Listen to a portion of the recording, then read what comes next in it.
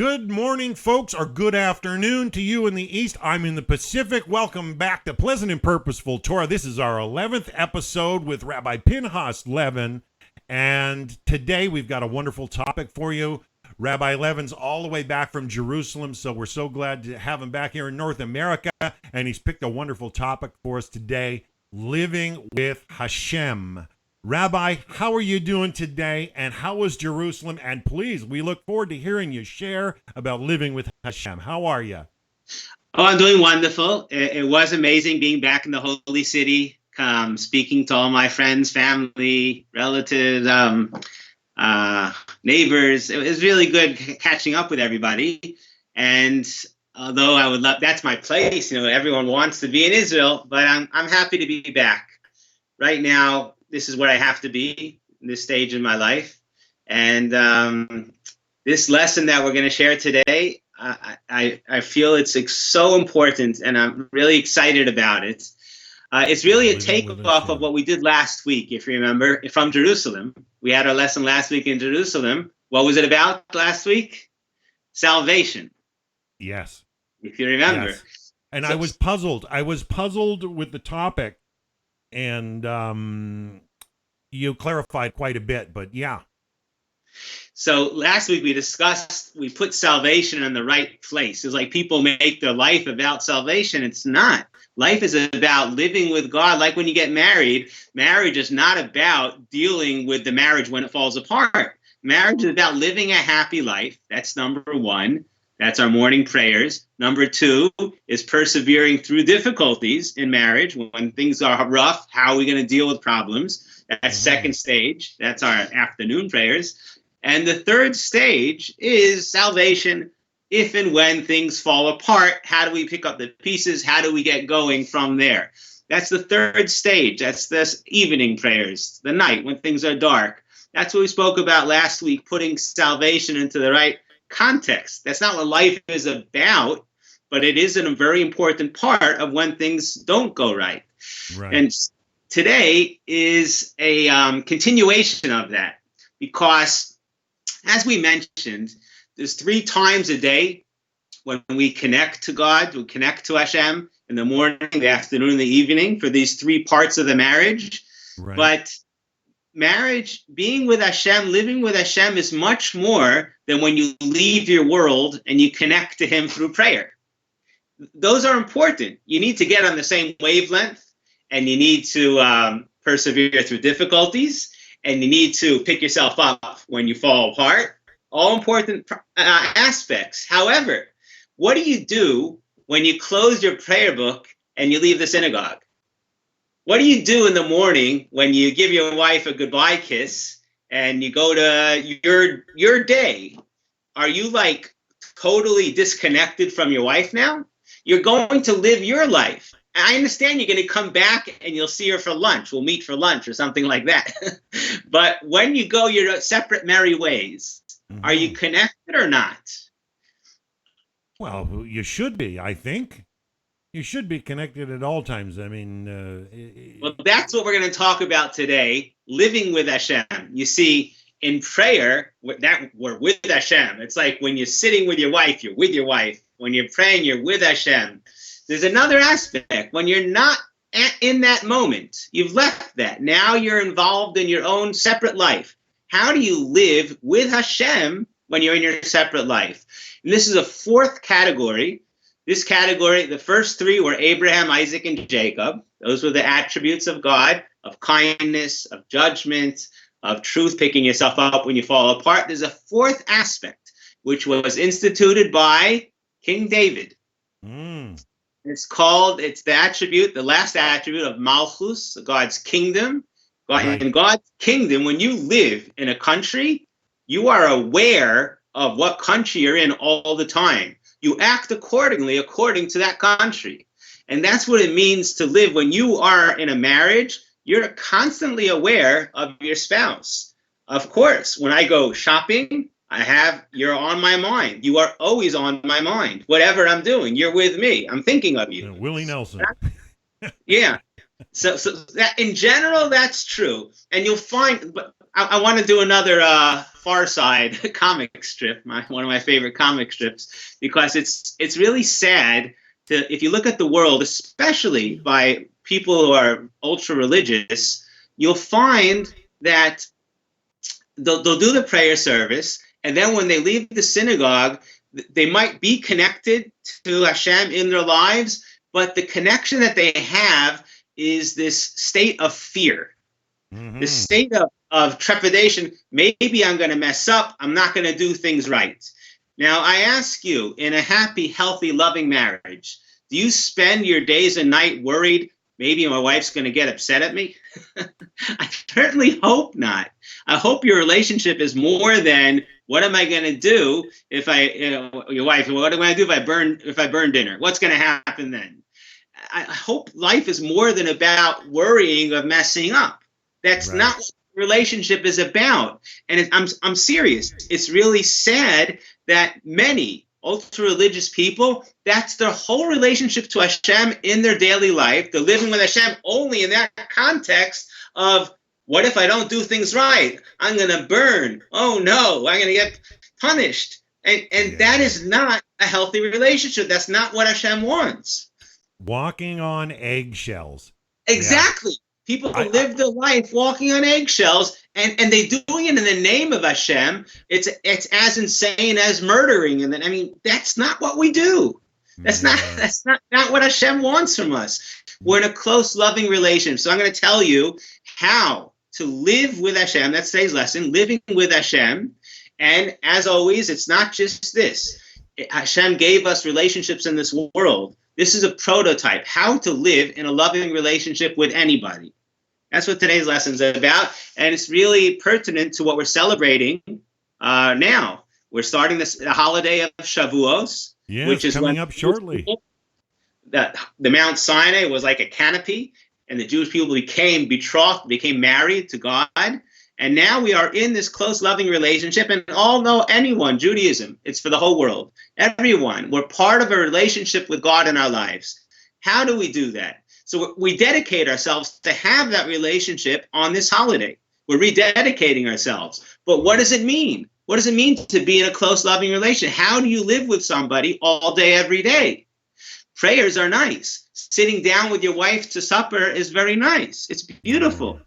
But how do you live with her when you're going your separate ways? And that's what today's lesson is, to bring God into a life. This is what King David did. And what he did to institute this, by the way, is called 100 blessings. We make 100 blessings a day. And the concept behind that is, wherever you go, every breath you take, every step you take, wherever you're doing, police, whatever you're doing, all the things that you're doing in life, see Hashem there. Be with Hashem. You're going to the doctor. We say a prayer before. You're going to work. We say a prayer before. We think during. It's constantly with Hashem. That's in general. But I want to share with you something really deep, really profound, and totally life-changing. You ready for this? And Dan, it's not me talking. This is what Hashem says in Chum. Now, you won't get this. Somebody reads the Bible, especially you read it in English, you're not going to get this. But in our Jewish tradition, it says this in the Bible, according to our oral Torah, of what the words mean. Okay. It's in the book of Leviticus that God says, Zeh hadavar asher tziva Hashem. This is the thing that Hashem tziva, that they translate it as command. I always tell people, the word tziva, it is a command, but it's not like command with a whip. It's not like, I command you, boom. It's not what it means. It comes from the word, it's what? A decree? A decree? No. The root of the word is tzavsa, which means companionship, or tongs, if you ever made a barbecue. So you take your tongs and the two pieces of metal come together. Tzavsa. You and I, right now, Dan, we are b'tzavsa. We are connected together. And that's what Hashem says. I'm giving you mitzvot. I want to be with you. I love you. I want to be with you.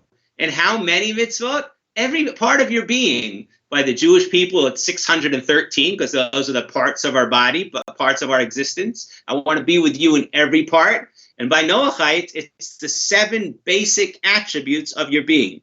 At a different time, we can go into all the specifics. But in general, God is saying, I love you. I want to be with you in every part of your being. That's what it is. That's what a mitzvah is. So here's a verse in Leviticus. It says, Zeh hadar, this is the thing that Hashem was tziva, commanded, or to be with you. Which thing? What is this thing that we're supposed to be connected in companionship with Hashem? Which thing is that? And what our oral Torah says, what these words mean, the thing that we're referring to is every single thing.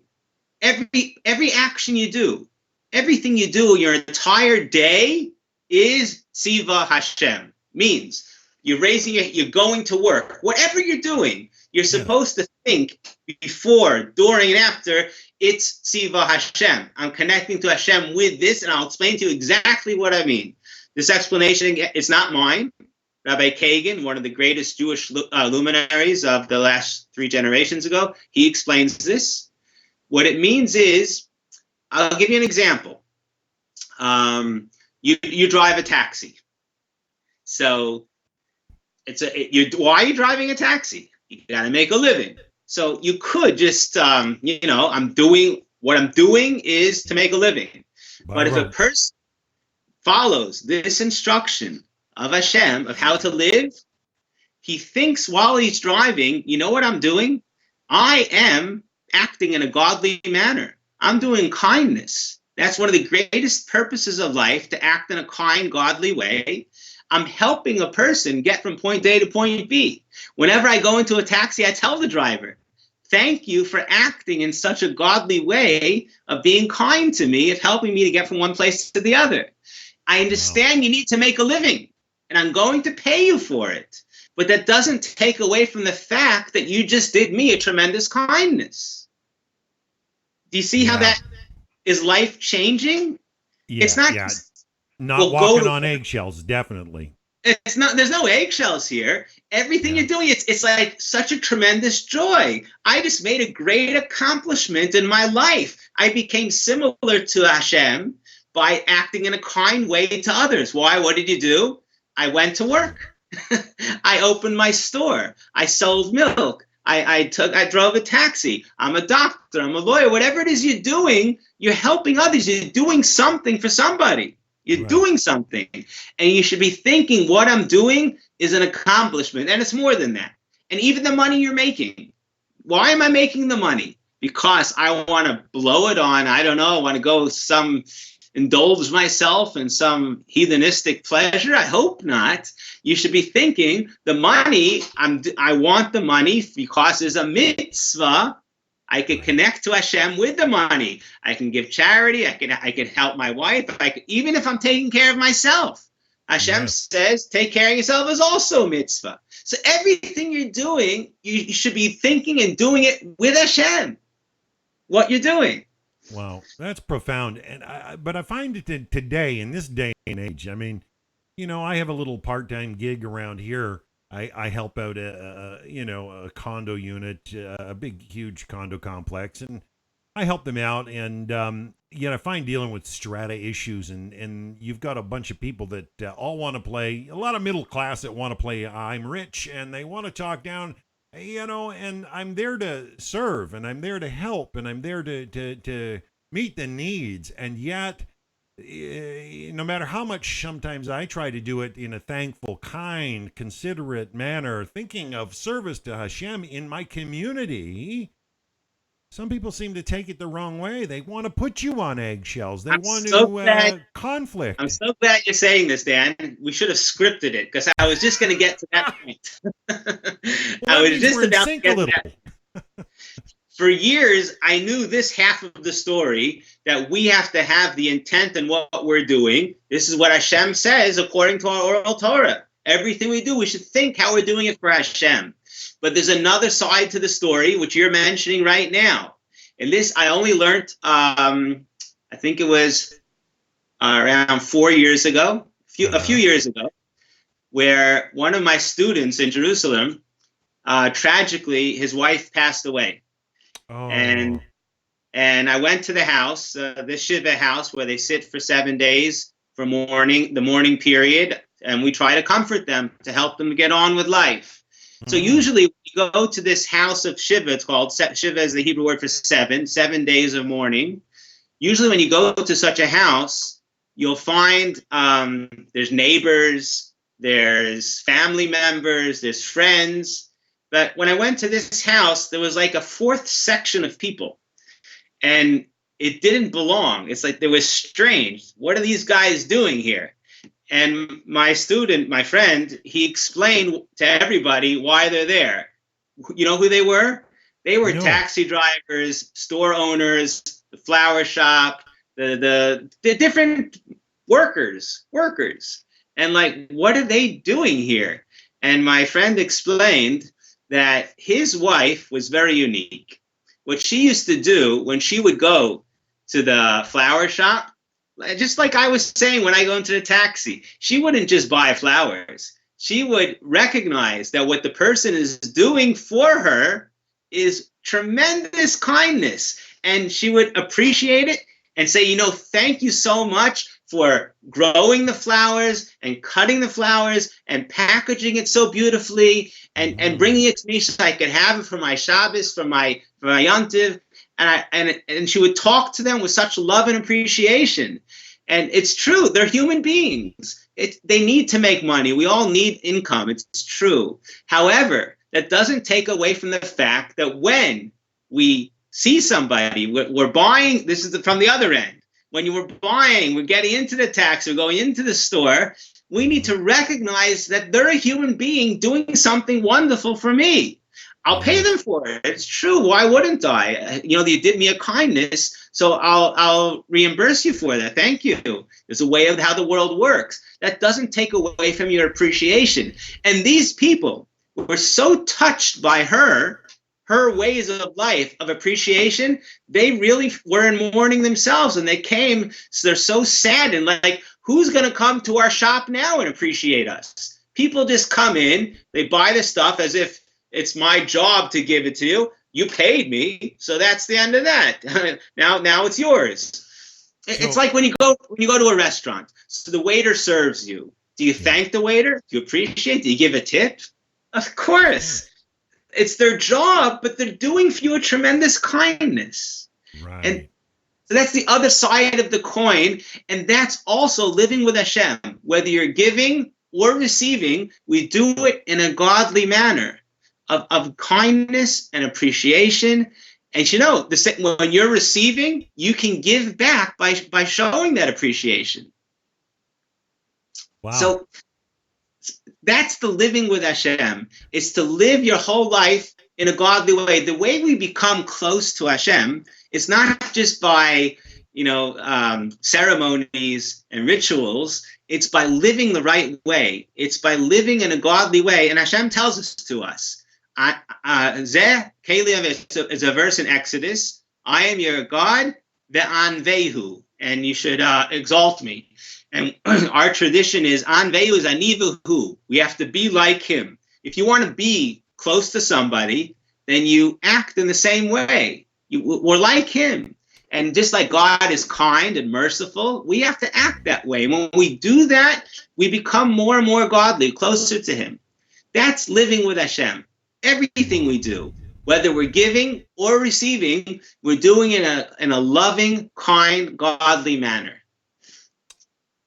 Wow.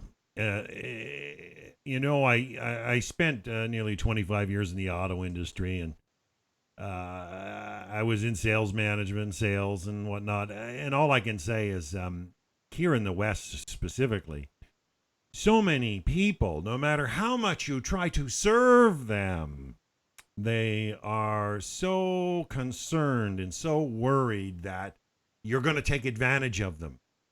And I think that comes from a lifestyle of fear, a lifestyle of walking on eggshells, and people get their backs up, and they're so far from walking with Hashem and being a part of what you're talking about, that calmness, that peace, interactive, true light shining life. Well, you're making a great point now. And I don't want people to come away from today's lesson and become this, like a Mooney. Skeptic. Oh, I love everybody. Everybody's wonderful, and I'm acting kind. Right. Because actually, in Judaism, we are taught that you have to also be careful. Now, there's a way to be careful of not getting stung, not getting hurt. Okay. It's called habdeyu v'chashteyu. You have to be respectful and kind and loving towards everybody, but you also have to protect yourself. You have to worry. Maybe someone's going to try to hurt you. You have to be careful. There's a way to do it. You do it with respect. Protect yourself, be careful. That doesn't mean... Faith. Yeah, the way you speak to somebody is always refined, and I like to point that out as well. The way of speaking, because Hashem chose the Jewish people, and He exalted us. What we say in our prayers, He exalted us amongst all nations of the world, and really, where you see it is in the way of speech. And there's so many guidelines in the Torah of how to speak always in a beautiful, kind, respectful, positive way. And it's what we're suffering today, the main suffering we have today, that we need salvation from our exile today, is exactly this point. It's the point of thinking, speaking, and acting, feeling in a negative way towards others. Of course, we have to be careful, but we don't ever say a word that could be hurtful to another human being. I tell people all the time, they do it in the name of Hashem, like they're giving rebuke. What you did was a sin. All the time. I get this all the time. I feel like I'm a magnet to it. People tell me, Rabbi, what you just did was a sin. And I feel like answering back, if it was or not is questionable. Maybe it was. Maybe what I did wasn't so right. But what you just did by telling it to me in that way was a much more horrific sin. We don't speak like that. We don't ever. You just made me feel bad by saying that. There's a way of saying it. And Hashem says, if you can't deliver the message in a loving way that you're going to have a good feeling with the person afterwards, then don't say it. Keep it to yourself. I so need to work on that myself. I sometimes there's a disconnect between my inner voice and my outer voice, and it's sad sometimes. I'm only human, Rabbi, and I try to be kind. I try to be polite. Some days I just it just comes out. You live in this world, and we're in a world of destruction, of exile, and this is the main reason. It's lashon hara, slander. I give it as an example. We're in a world where not only is it okay, it's celebrated. It's shocking. It should shock any person who's practicing Judaism as yourself, a Jew or an Noachite. It should shock you to the core. Why is it okay and celebrated in the world to say hurtful things? You have gossip columns and the same things that hurt actual people. It's as sick and barbaric as boxing or any sport where you're actually hurting another human being. Why is that allowed? Rabbi, you just hit on a big point, because I know that you grew up in New York, and you ever watch Seinfeld? Yeah, I love it. Jerry, everybody loved Jerry Seinfeld. Everybody loved Kramer. The point of the matter is comedy. The world that we live in, comedy is based on a degree of derogating another human being, okay? If you've ever heard of a comedy roast, one thing that Seinfeld did well, and what I think contributed to the success of his show, was the sheer fact that he was able to bring situations to life and make them funny without actually roasting somebody.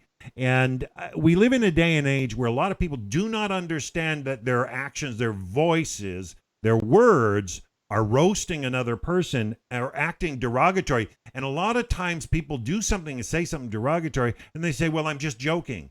Well, if somebody says it once in jest, that might be a joke, but when it's always coming out of their mouth, it borders on lashon hara, and I think you're on to something huge here. It's hurtful, for sure. Yeah.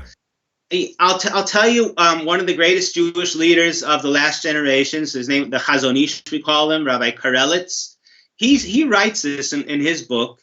He writes that the worst thing to a truly righteous man, here's a litmus test you could test how righteous you really are.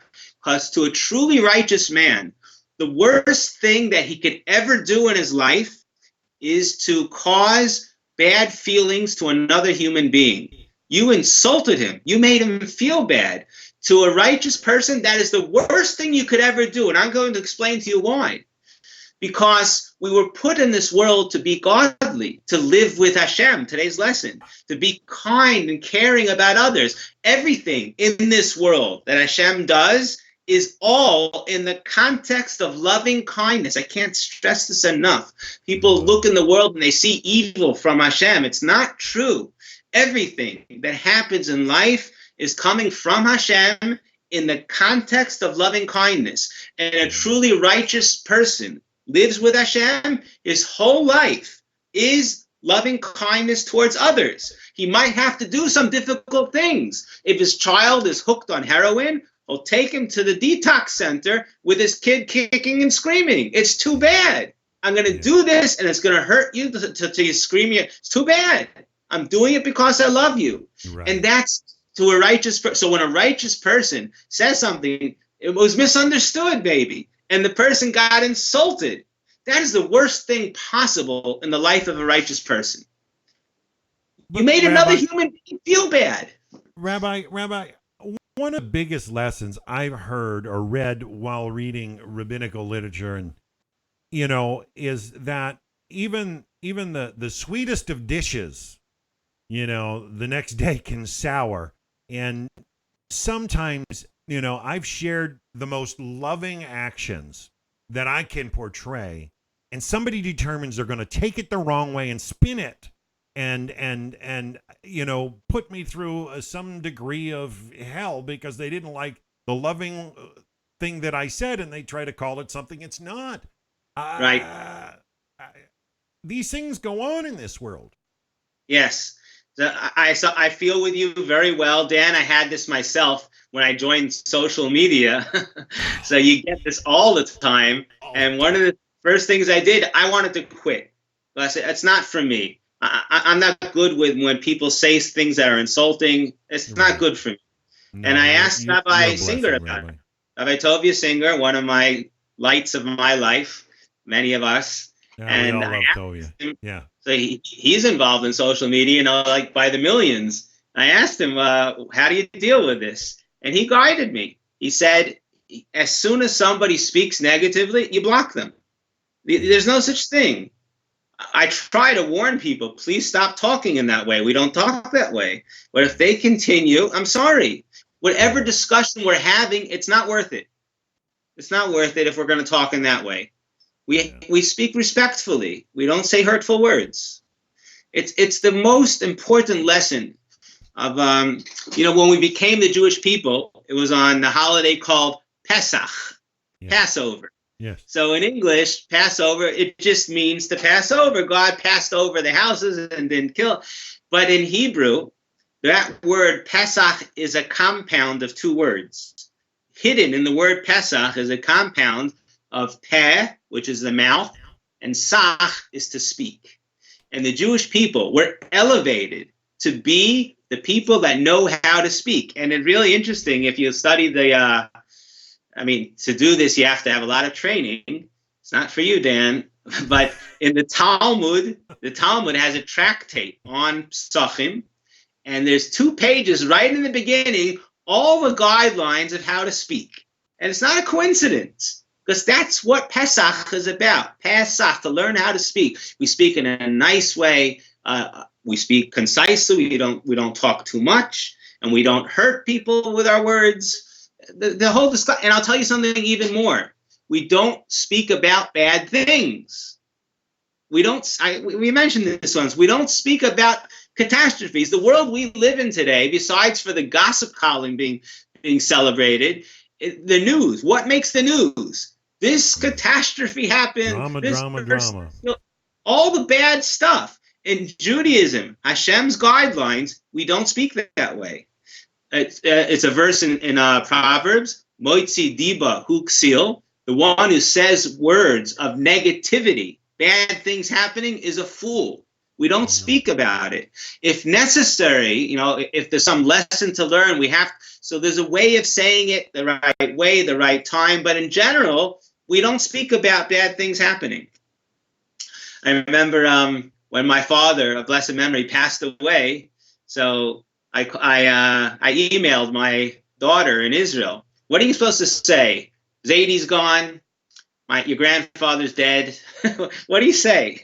Yeah. We don't speak that way. I didn't. So what I told her is like this. I sent her an email. I said, Gitti, my dear, Bubby, your grandmother, and I are coming to Israel.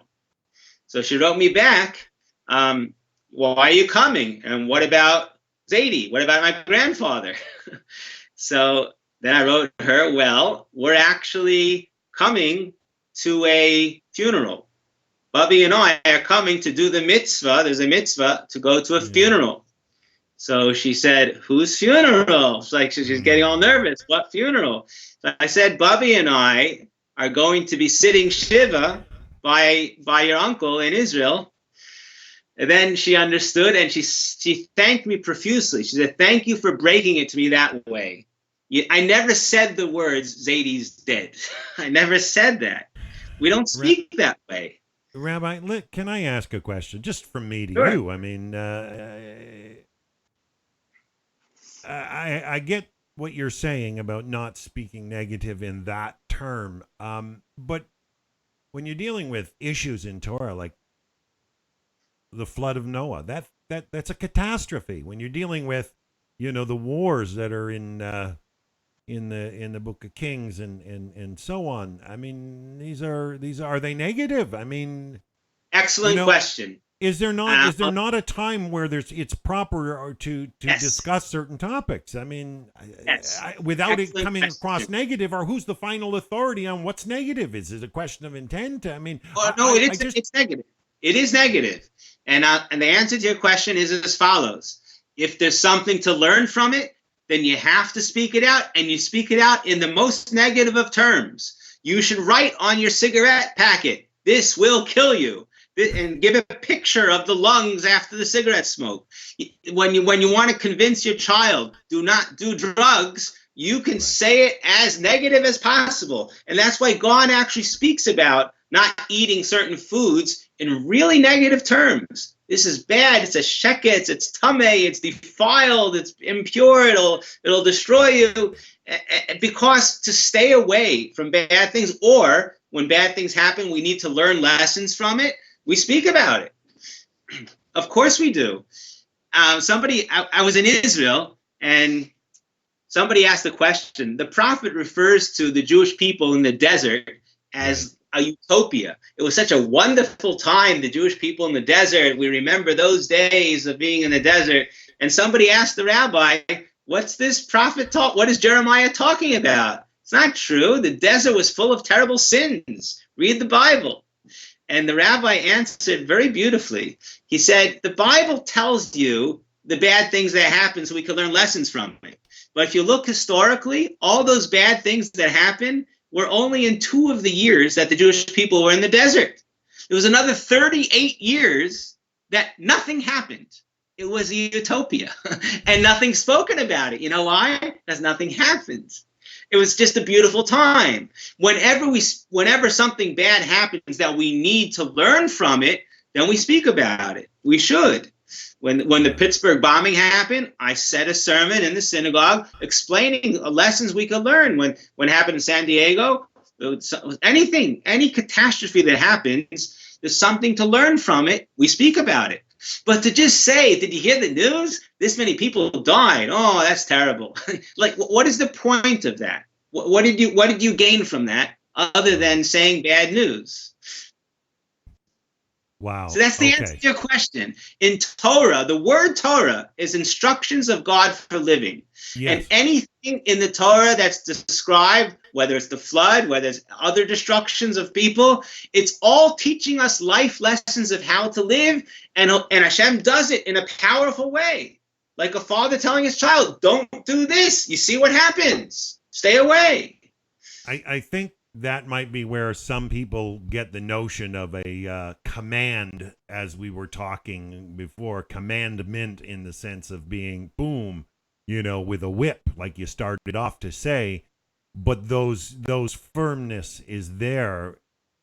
Yeah. Oh, yeah. Don't do it. I mean, I'll tell you what it means, Dan. It's an awareness. The Hebrew word for Yura, fear, we need to have fear. We need to live a life of fear. But let me explain what it means. It's not like many people go around. Not terror. Not terror.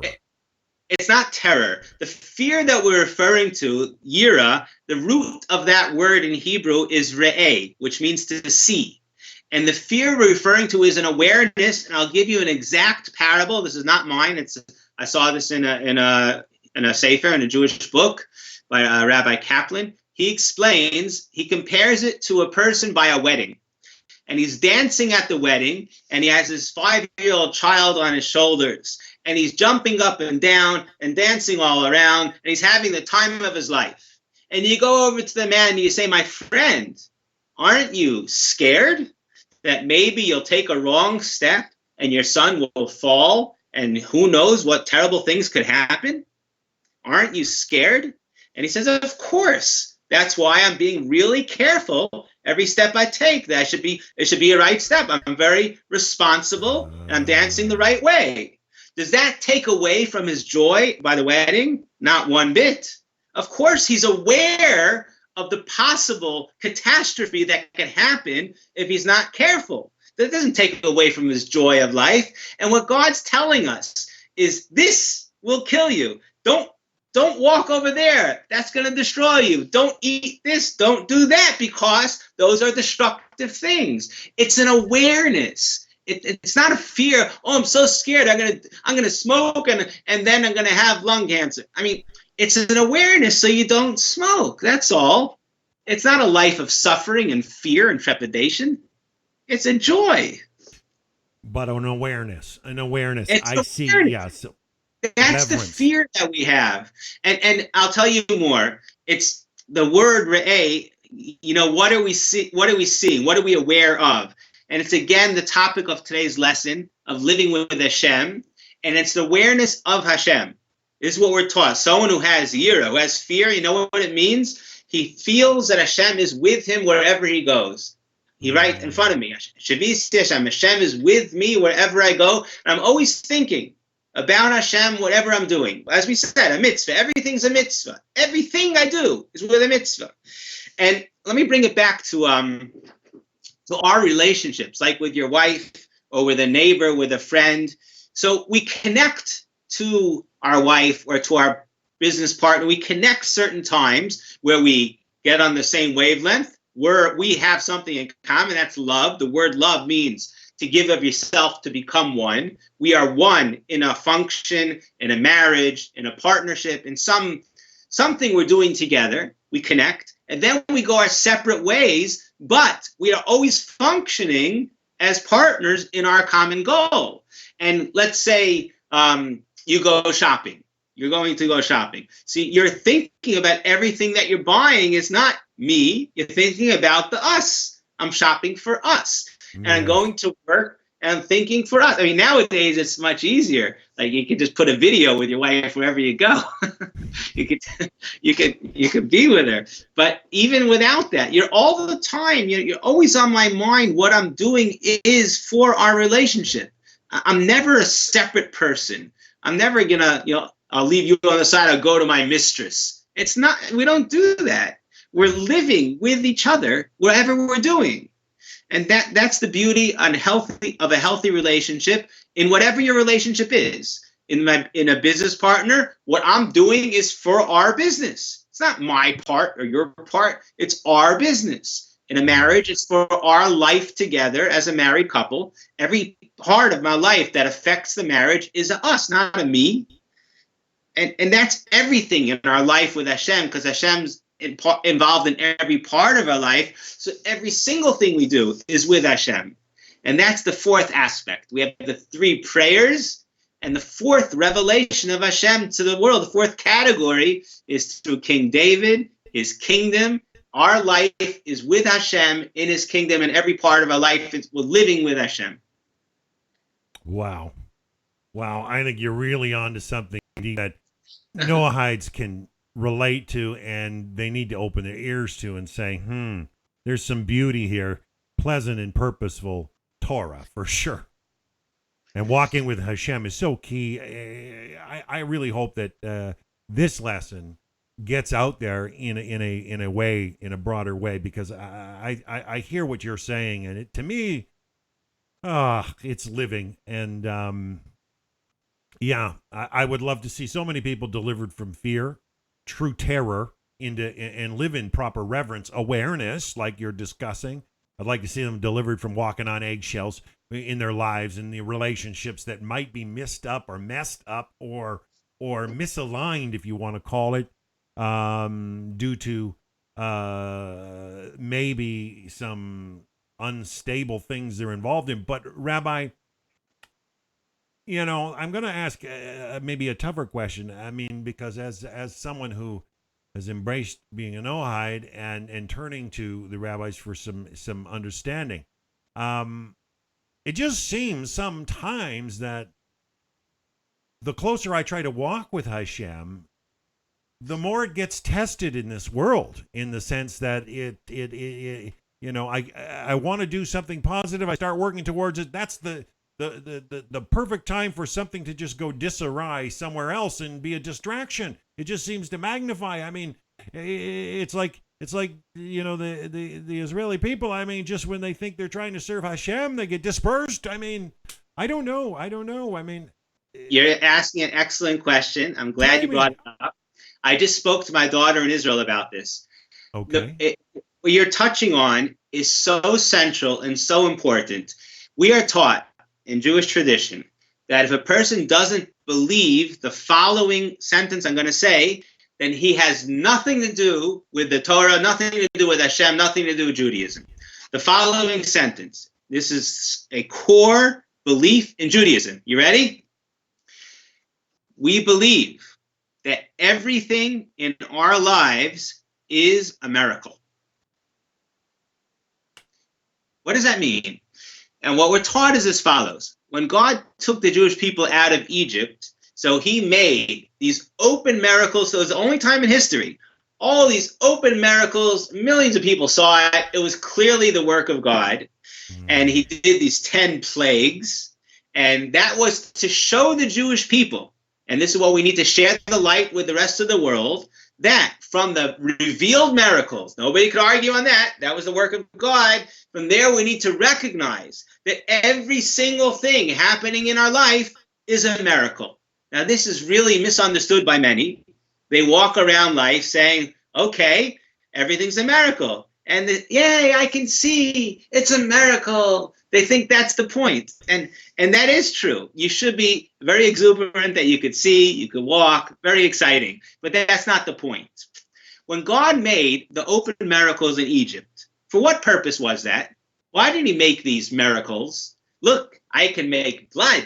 I can make frogs. You want to see something really cool? I can make lice. It wasn't a magician show. It wasn't look at all the cool stuff God could do. The purpose, each one of those, it was over a year. It was actually a curriculum. They went to postgraduate school about God. I'm going to start lessons now this coming week, teaching about Hashem with this book, Derech Hashem. Everyone's welcome to join. Be every Thursday evening. But Hashem taught the Jewish people about himself. Hashem revealed of himself to the world in 10 revelations. And those were the revelations in the 10 plagues, which they came to the fruition to fully understand it in the 10 commandments. They're exactly paralleled. Oh, you got turned sideways on us. Your phone went sideways. I know, because somebody's calling. Oh, did you touch the screen? Let's see. How do we get this back? There you go. We got you back perfect. Back. You get so animated and excited, and let's face it, you're walking with Hashem. Is it good now? Oh yeah, you're perfect, Rabbi. It's so awesome. what we were saying is in Egypt, these 10 plagues, these were 10 revelations of Hashem about himself, so that the Jewish people should know Hashem in every, I could break it down, in the intellectual, in the emotional, in the behavioral, and in the all in general, in 10 revelations to know Hashem. That's the miracles. Now, the Hebrew word for miracle is a nes. That word has another meaning, and it's not a coincidence. It's also called a flag. The word for a flag that raises you up is a nes. And what it means, Dan, is that Hashem made 10 miracles to raise the Jewish people. The Jewish people, because of these miracles in Egypt, became the holy nation, a nation of priests, a goy kadosh, a holy nation. They were raised up through the miracles. It's a nes. That's what miracle or a flag to raise you up. Now here's the rub, that the core belief in Judaism is that everything in our life is a miracle. It's all from Hashem. It's all a miracle from Hashem, which means it's all for a purpose of raising us up. So when you ask about this, how could it be I'm trying to live with Hashem and do things right, and all of a sudden difficulties happen? You need to know that every difficulty that's happening is a new curriculum. You have just passed your last workout. You've been raising the dumbbells of 10 pounds. Hashem gave you, now it's time to work with the 15-pound dumbbells. And he's going to give you a new exercise to make you even stronger and even greater. And that's a core belief in Judaism, is that everything in our life is miracles, which means everything is coming from above and given with love to help raise you to a higher level. And that you have to recognize that, see it. Try your best to see it. If you can't see it, at least believe it. And you need to know that in the end of days, it says this in a verse in Psalms, at the end of days, the verse says as follows, Sabenu v'boiker chastecha. We say to Hashem to satiate us with your kindness in the day. The boker is a day. That means in the end of days, everything will be light and clear, and there'll be kindness in the world. Everyone will perceive incredible kindness from God to the world. And when that happens, we're going to look back on our entire lives, the times that you thought, wow, this was terrible. Why did this happen? We will rejoice and be happy with all the days of our lives. Our life was a soap opera. All the days of our lives, this happened, that happened. But we're going to look back and we'll say, thank you, Hashem. I see now how perfect and how beautiful it was. Now, when you're in it and it's hurting and I don't get it, it's hard sometimes. So we have a belief. We know it's true, and you can usually understand some of it. I would advise you to find yourself a Torah scholar, grab the corner of a rabbi, of a Jew, like it says in Zechariah, and ask him, teach me, what is going on here? Tell me about Hashem. Why is this happening? And usually you'll be able to understand it better. But know for a fact that everything in our lives are miracles, meaning it's given to raise you up. Wow. Tough to look at life that way, especially when we're faced with challenges. But if we just think about it for a second, when you were in school and it was the end of the year and you were given a final exam, that final exam wasn't intended to crush you. It was to show that you graduated. Yeah, and I I've tried to learn, but I mean the situations and circumstances of life are so complex for the average person that we get hit with so many different angles, so many different things that it's easy to get frustrated, easy to get cast down, and be heavy of heart. But in reality, Hashem's doing work, and we can walk with him even during the darkest of hours. 100%. Even though, as you said, life is complex. There's so many things, but you should know it's actually simple, and all the things fall into two basic categories. There's two basic categories to difficulties of life. The details are without any limit, of course. But to recognize the category, there's one of two reasons for every difficulty going on in your life. Either, I always ask people this, as a loving father, would you ever hurt your child? Of course not. Well, no, of course. Say you wouldn't, but there are actually two cases where any loving parent will hurt their child. And the two cases are, one, if there's something wrong with the child that they need to go through a procedure to make them healthy, then I'll do it even though the child is kicking and screaming and they're in pain. I'll do it anyway. I'll cut into them, make an operation to take out what's the poison to save their life. They're screaming, Dad, don't do it. It's hurting me. I don't care. I guess I don't see that as hurt, but yeah, you're right. A surgeon has not to. Hurting. They're screaming in pain. Yeah. I'm hurting them, but there's a purpose to it. I'm saving your life. Maybe you don't see it now. You don't understand it. You think everything's okay, but it's not. The drug addict thinks that they're okay. They're on top of the world. They're in some planet, who knows where. And they say, what are you taking me? I'm not an addict. I'm in full control. But you take them to the detox and this screaming and kicking withdrawal, and you do it anyway. They're in severe pain, and you're doing it to them out of pure love. So that's one case. A loving parent will hurt their child for their sake because they have a problem. And that's one major category of our life. We have problems. And Hashem, in his love for us, is helping take us out. Now, you should try to see what the problem is, so you shouldn't repeat it, or else you're going to have to go through this again, go to detox again. You don't want to do that. So let's find the problem and stop taking the drug, and it won't happen again. That's one category. The other category in life of difficulties, this is the other time where you will cause pain or difficulty to your child, which is if they're not using their life well. They want to lie in bed and eat chocolates and play video games. So what do? A loving parent says, well, I love my child. I want them to be happy. No, you got to use your abilities. Get up, go to school, go to work. You do something. Okay, Rabbi, but what about potential handicaps? I mean, I just don't want to think that there's a stoic, behind the scenes, mechanical nature that is the same for everybody across the board. Oh, we've lost your tilt again. My point is, when you're dealing with, say, handicapped children, we see a lot more of this. I mean, children today with disabilities or be diagnosed with different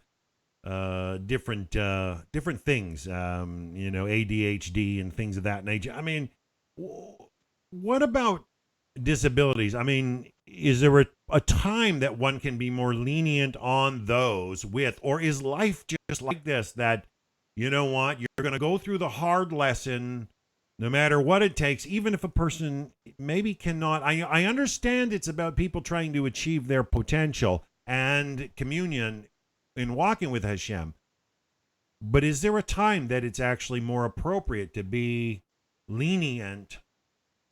Like, I understand if somebody's on like heroin, from what I understand, true doctors don't just cut them off cold turkey because their body could perish. They literally, removal of the drug could cause the perishing. So they use methadone or something of that nature to wean them off. And is that not logic? The same thing that is in existence for, say, handicapped, maybe somebody who's got a traumatic brain injury or a disability of some sort. You don't hold them to that same standard of where they're being pushed, crushed. What a beautiful question, Dan. Thank you so much for that question.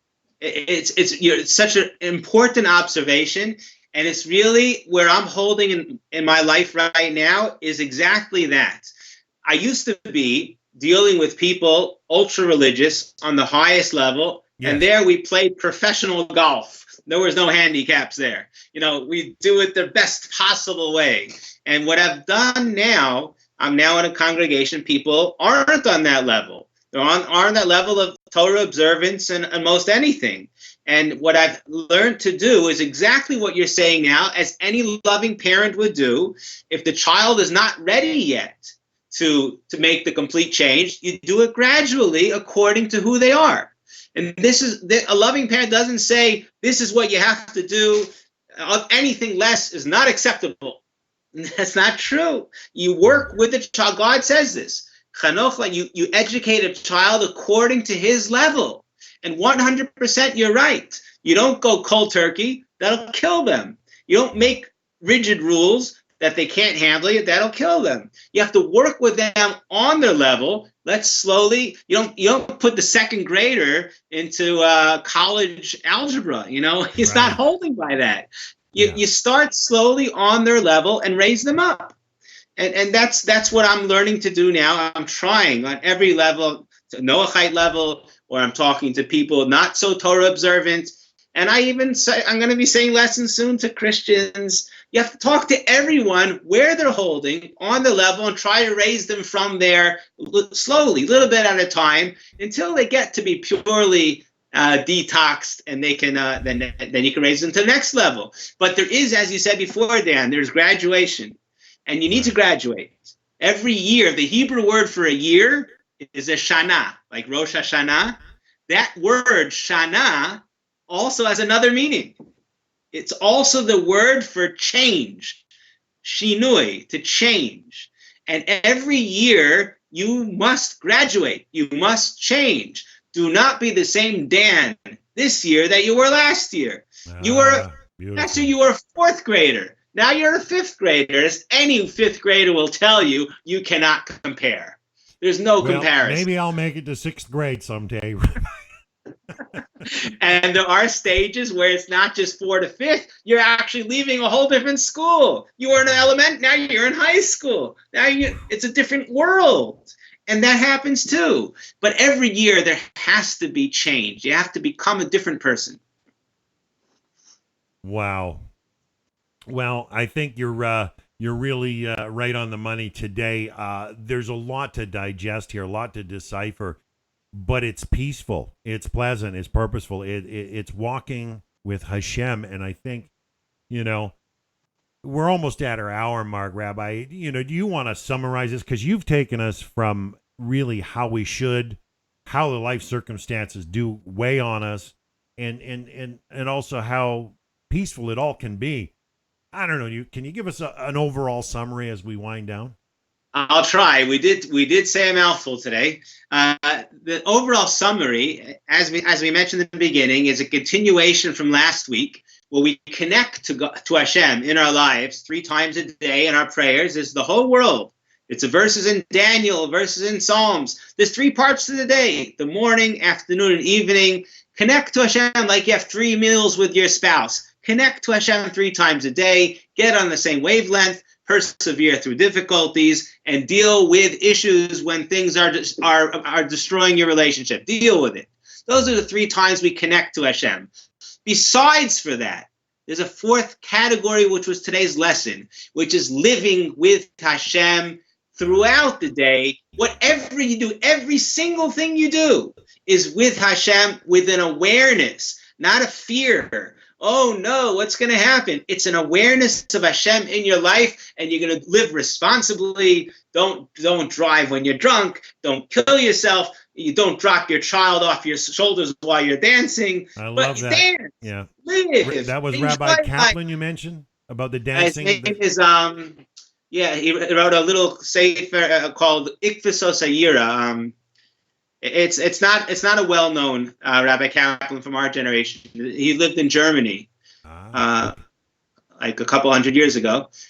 But a really wonderful sefer. He explains that's what the Yura means. It's an awareness of the truth of life. And if you are aware, God's telling us this is a sin. You know what a sin means? It'll take you out of being godly. It'll ruin your life. So don't do it. And if you do it, you're going to get it. It means you're killing yourself. Please don't do it. That's what we're saying. I don't mean to scare my child. Oh, you're going to get it if you take heroin. It's not, I'm going to punish you. You're killing yourself. Don't do it. That's what it means. That's what the sins are. It's living with Hashem with awareness. And it's a joyous, every part of life will be pleasant and purposeful if you have the true recognition of Hashem. And the last point you made is so vital, is it's not going to happen overnight. It's a slow process. It's a learning process. There is a learning curve. There is a handicap. Whatever level you're on, let's grow. Let's get to the next level. Let's graduate. And we're going to come to a new level of existence, closer and closer to Hashem, until the entire world will come to know Hashem, and he'll reveal himself, and we'll all live the way we're supposed to live. Rabbi, that was a beautiful lesson today. And we want to wish you well with Shavuot this weekend. You guys reliving, getting the Torah. And we're so thankful that you take the time out of your busy schedule to share with us. And so are we going to be on for next week, perhaps? Yes, we are. Exciting. All right. Thank you, Dan. We're going to close it out from there because we've hit our time limit. And Rabbi, you have a wonderful Shavuos. And to everybody that's tuned in, Basil, we appreciate you sharing online. Everybody have a wonderful week. Bye for now. Thank you.